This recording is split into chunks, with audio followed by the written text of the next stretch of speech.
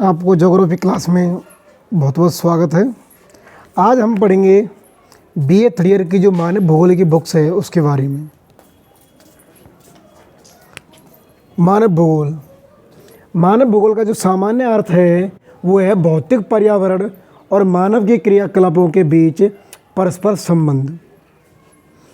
इसमें पढ़ रहे हैं भूमिका। मानव भूगोल की एक स्वतंत्र शाखा है। मानव भूगोल एक स्वतंत्र शाखा है।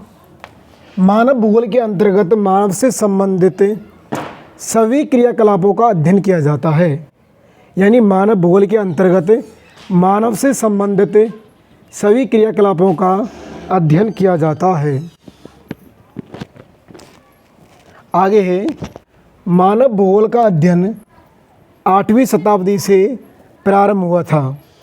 मानव भूगोल के पिता रेडजल को कहा जाता है।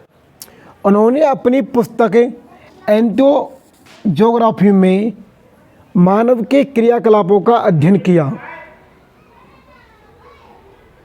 नेक्स्ट है मानव भूगोल की परिभाषाएं।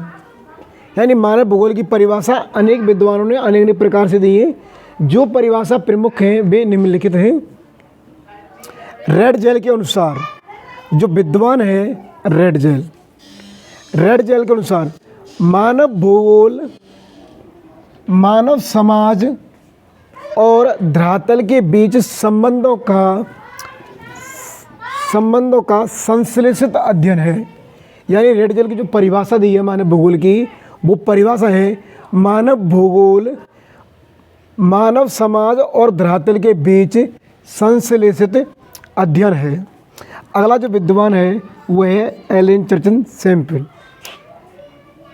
उन्होंने क्या परिभाषा दी है? मानव भूगोल चंचल मानव और धरातल के बीच संबंधों का अध्ययन है। उन्होंने बताया है कि जो मानव भूगोल है वो चंचल मानव और धरातल के बीच संबंधों का अध्ययन है। अगली जो परिभाषा है विडाल डी ब्लास के अनुसार, मानव भूगोल की जो परिभाषा विडाल डी ब्लास ने दी गई है वो परिभाषा है मानव भूगोल पृथ्वी और मानव के क्रियाकलापों के अध्ययन के संबंध को बताया है।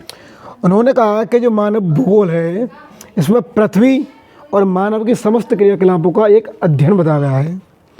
अगला जो विद्वान है डिकेन और पीटेस के अनुसार मानव और उनसे सभी जो क्रियाकलाप हैं क्रियाओं का अध्ययन है। इस क्लास में बस इतना ही।